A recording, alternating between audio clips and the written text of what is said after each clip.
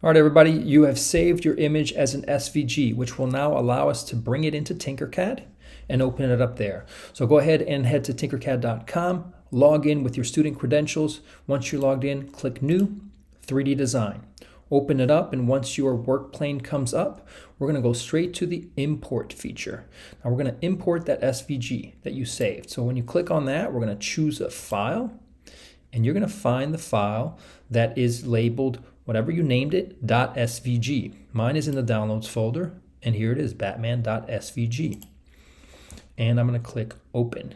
Now sometimes you might get a message like this. This is a red message and says, hey, this is way too big for this workspace, so you got to make it smaller to 1,000. So we're actually going to make this like 500. And I'm probably going to have to make it even smaller than that. Let's go 200. And it should automatically resize it. There we go. And click Import. Now it won't be too big when it comes in. There it goes.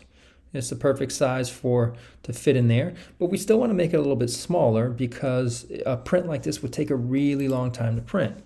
So what we're going to do here is I'm going to select my Batman, and you notice image came in, but it's not just a 2D image now, it's 3D. And I can actually stretch it out and make it taller and shorter, right? But the first thing is we want to change the parameters here. It is 200 millimeters wide. We want to make this actually closer to 40. So we're going to squeeze that down, and let's make it right there, 39.97. That's perfect. Now when we print this, it should be much quicker to print. Okay. And there it is. Now let's see here. We have a height of 2. I think we need to go a little bit thicker than that. Let's go 3, just to make sure it's not too thin. Once we have that, we're going to go ahead and modify it. We need to do something to the Batman so that it's something that it's original to us. It's not just an image that we got online. We're going to modify it in some kind of way. So that means you can add a shape to it, or you can take shapes away from it.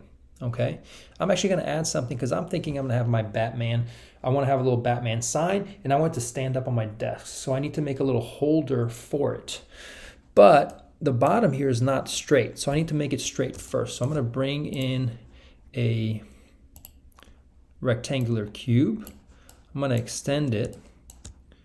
I'm going to shrink it. Let's put it to 3 because I know that's the height of my Batman. I want it to be the same. And let's bring this out right to the corner of his shoulder there. And let's see where we're at. Yeah, we're on the corner of the shoulder there. And then let's make it a little bit. Let's do that right there. Okay. So now all I have to do is select both by clicking and dragging a box around both. Go ahead and hit Group, and that'll turn it into one solid shape. All right. Awesome. I'm pretty happy with that. Since I'm actually not going to need this to be very strong, I'm actually going to make it just a little bit thinner. I'm going to make it 2 millimeters, and I hope that's not too thin, but I think that should be okay. It'll be a little bit easier for it to slide in. I'm going to make my base now. So I'm going to bring another cube, and let's zoom out a little bit. My Batman here is exactly 40. So let's make this one 40. Okay. Now, I don't need my base to be 20. Let's make my base maybe, let's say 10. There we go. And the height, let's make the height 4. Okay, so it's going to be a little bit taller than my Batman, but that's because I need to make a little notch here. I'm going to make a groove so my Batman can actually sit inside. So let me show you what this would look like. I'll bring my Batman over here, and I'm going to take my Batman and sit it right in that groove that I make.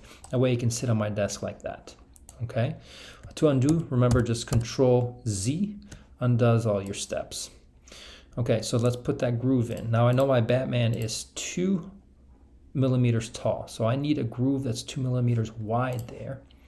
So let's bring my box. I know it's, let's just make this 50.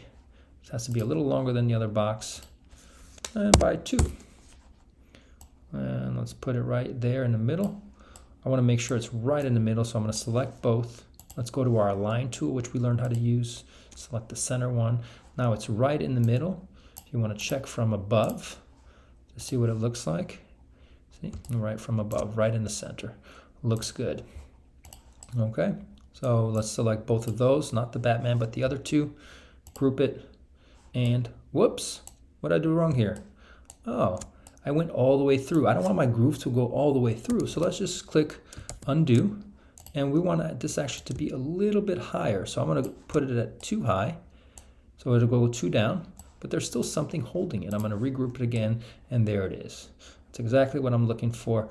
I am now ready to print this, so go ahead and select both shapes, click export, click STL.